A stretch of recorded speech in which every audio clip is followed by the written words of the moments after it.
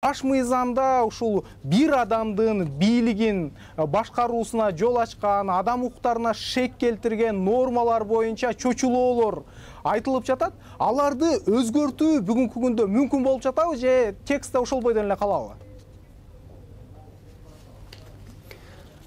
Албетте, Конституциянын эң биринчи долбоору коомчулукка чыкканда, коомчулук катуу кооптонуу менен кабыл алды. Ошонун арасында мен дагы көп жерлери менен макул эмес элем. Мен эки жумушчу топто мүчө болуп турам. Өз пикирлеримди ачык айтып, сунуштарымды бердим. Бүгүнкү күндө адам укуктары жаатында бир топ өзгөрүүлөр ушул долбоорго киргизилди. Маселен эң биринчиси өлүм жазасы болбойт. Хотя Кыргызстандын коомчулугунда аябай бул тууралуу көп сунуштар болду. Өлүм жазасы кирсин деген. Бирок бир добуш менен адам укуктары жумушчу тобу өлүм жазасы Кыргыз Республикасынын Конституциясында болбосун деген чечимге келди. Бул акыркы чечим эмес. Жакында жалпы пленардык жыйынга чыгат, ал жакта дагы карайбыз, жалпы бүт Конституциялык кеңеш менен мүчөлөр добуш берет. Экинчи өзгөчө белгилеп келген нерсе бул сөз эркиндиги. Кылмыш жоопкерчилигине тартылбайт. Бардыгы бир добуш менен макулдугун беришти. Сөз эркиндиги бизде Кыргызстанда сакталышы керек. Үчүнчү маселе, мындай кыскача уруксат этсеңиз айтып коеюн, бала бакчаларды бекер мамлекет камсыздап бериш керек. Андан кийинки дагы башка нерсе, пенсия, жөлөк пулдар сөзсүз түрдө прожиточный минимумдан ылдый болбошу керек деген. Дагы өзгөчө белгилеп кеткен нерсе, 2010-жылкы Конституцияда жалпы адам укуктары жаатында жакшы нерселер көп. Ошолордун бардыгы эле жаңы Конституциянын долбооруна трансформация болуп кирди. Муногу жаңы проектте бүт эл аралык келишимдер, эл аралык адам укугунда байланыштуу документтер Кыргыз Республикасында таанылат жана түздөн түз колдонулат. Адамдын укугу жана эркиндиги жаңы Конституциянын проекти боюнча абсолюттук жана ажырагыс. Мен өзүм дагы демократиялык көз караштагы, ошону менен бирге кыргыздардын өзүбүздүн каада салт үрп адатыбызды бекем туткан инсан катары айтып кетким келет. Бул жаатта иш сөз түрдө болот. Алдын ала жыйынтык чыгаруу, Конституцияны демондаштыруу али эрте деген пикирдемин. Албетте, алдын ала жыйынтык чыгаруу эрте, бирок өзүңүз айткандай, жумушчу топтун бүгүнкү күндө иштеп жаткан тексти жалпы конституциялык кеңешме тарабынан канчалык деңгээлде жактырылып кабыл алышы мүмкүн?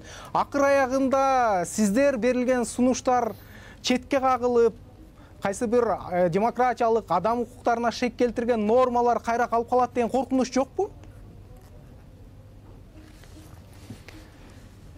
Мен ойлойт элем, мындай коркунуч 10 күн болду Конституциялык кеңешме иштеп атканына. Азырынча мындай шектенүү менде жок. Башында бар эле. Бүгүн бардыгы ачык болуп атат, коомчулук деле көрүп атат. Эң мени сүйүндүргөн нерсе адам укуктары болгон демократиялык принциптерге жооп берген баалуулуктар ушул Конституциянын жаңы долбоорунда киргизилип атат. Колдоого алынып атат. Ал эми Кудайым буйруса жакын арада кандай болорун жогу көрүп жатарбыз. Анан баш мыйзамдагы дагы бир талаштуу маселе курултай. Курултайды бийлик мамлекеттик институт катары киргизүү жөнүндө болуп жатат. Бул маселеде абдан көп талаштар болду. Курултайды дегеле ошо бийликтин бир бутагы катары киргизүү канчалык деңгээлде азыркы учурга ылайык келет деген сындардын да көп экендиги белгилүү. Ушул жаатта өзгөрүү барбы? Курултай маселеси өзү мындайча орусча айтканда Конституциялык кеңешменин мүчөлөрүнүн арасында дагы яблоко раздора болду. Бир топ пикирлер, идеялар бири-бирине каршы келип атат. Курултайды өтө катуу колдоочулары да бар. Ошол эле учурда жок, азырынча бул туура эмес дегендер дагы бар. Мен эгерде жеке пикиримди айта турган болсом, классикалык дүйнөлүк мамлекеттин өзүнүн функциясын иш алып барганда 3 гана бийлик бутагы эле бар. Парламент, аткаруу бийлиги, мыйзам чыгаруу бийлиги жана сот бийлиги. Курултай деген түшүнүк негизи дүйнөлүк форматта жок да. Мен ойлойт элем, эгерде курултай как коомдук кеңеш берүүчү орган болсо, мамлекеттик институт орган катары калыптанбай. Адан эч кандай зыяны болбойт. Ал эми дублировать эткен экинчи парламенттин органдын түзүштүн кажети барбы дегенге мен бүгүнкү күндө ойлойт элем, жокко деп. Бул менин жеке пикирим. Бирок ошо сиздин жеке пикириңиз менен Конституциялык кеңешменин мүчөлөрү канчалык деңгээлде макул? Коомдогу сындарды эске алуу менен курултайдын юридикалык макамы кандай болчудай жаңы конституциянын текстинде? Бүгүнкү күндө жумушчу топ конституциялык түзүлүш боюнча бир добуштан өткөрдү. Курултай президенттен дагы, парламенттен дагы отчет албайт. Бул акыркы чечим эмес. Жакында жалпы жыйынга чыгат, ал жактан бардыгы добуш беришет. То есть жалпылап алганда азырынча конституциялык кеңеште пикирлер бөлүндү. Бирок добушка келгенде бүгүн 24 KG'де чыкты, өзүңүздөр окусаңыздар болот. Жоопкерчилик ала турган мамлекеттик орган болбойт деп азырынча белгиленди. Дагы бир нерсе, бул эми конституция бул коомдук келишимдеги документ, кеңешменин жыйынтыгында жалпы коомдун пикирин камтыган баш мыйзам кабыл алынат деген сизде ишеним барбы? Себеби дегенде бүгүнкү күндө конституция үчүн жаңыдан бийликке келген адамдар абдан аракет кылып өздөрүнө ылайыкташтырууга мындай аракет кылууда, чуркоодо деген да пикирлер үстөмдүк кылып жатпайбы? Мен бир нерсени айткым келет эле. Биз демократиялык, укуктук коом курабыз деп аракет кылсак, анда сөз эркиндиги болушу керек.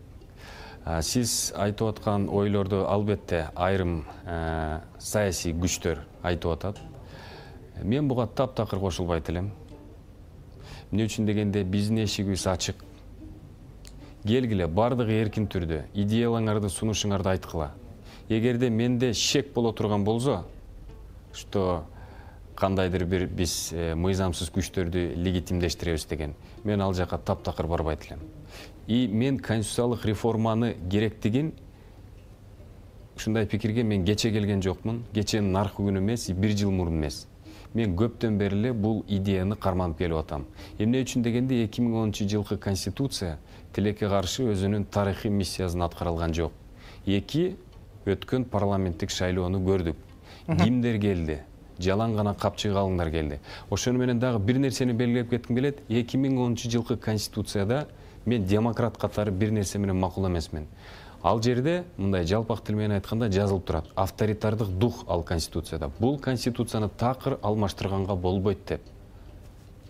Биз кабыл алып аткан, азыркы карап аткан, кабыл алып эмес, эл кабыл алат. Биз карап аткан конституцияда биз жазып кетебиз. Эгерде эртең коомчулук бул баш мыйзамды жактырбай турган болсо, коомчулук демократиялык принципти алмаштырганга укуктуу деп.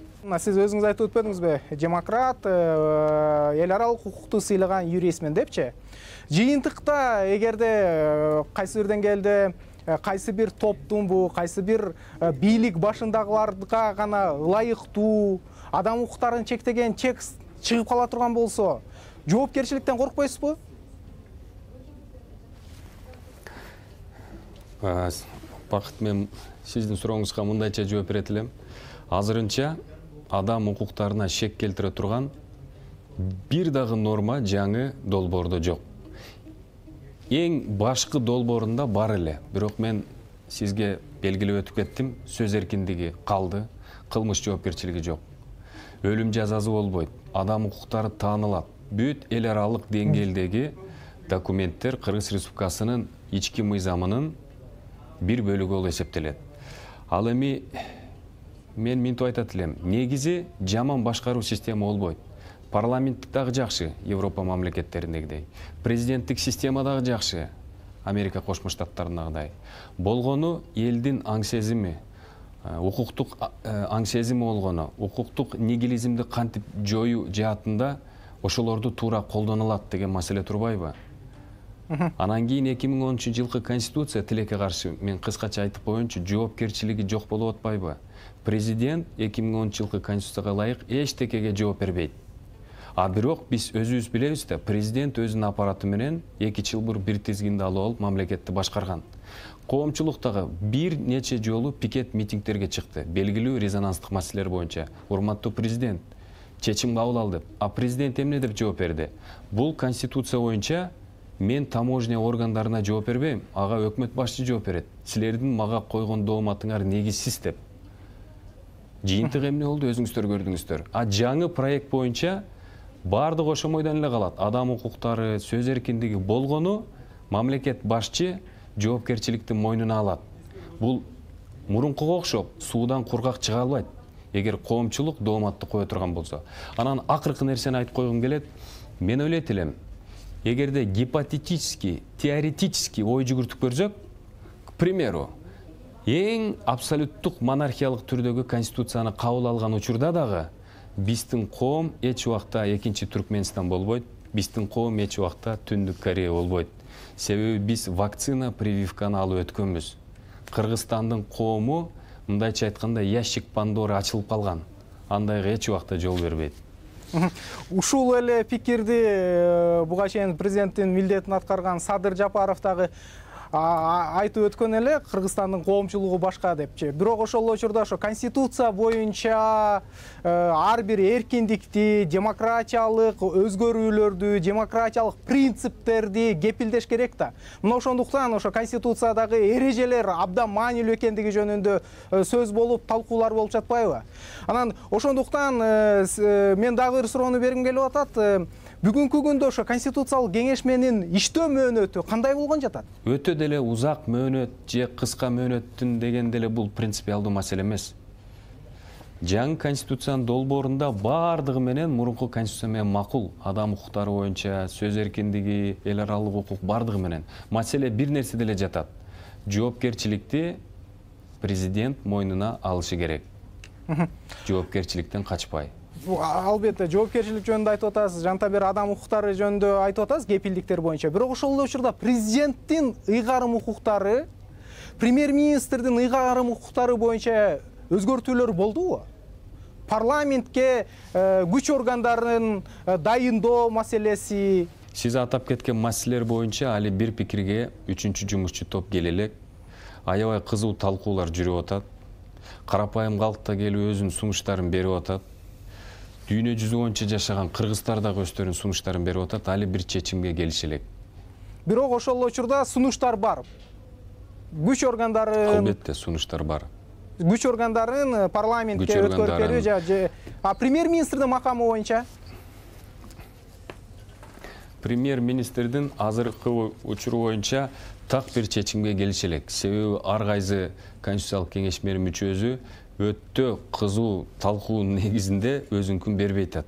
Бир пикирге келише албай атат. Түшүнүктүү. Медер мырза, чоң рахмат сизге. Урматтуу Азаттыктын угарманы жана көрөрманы, биз менен бүгүн конституциялык кеңешменин мүчөсү юрист Медер Алиев маектешти. Аны менен мен Бакыт Асанов баарлаштым. Саламатта калыңыз.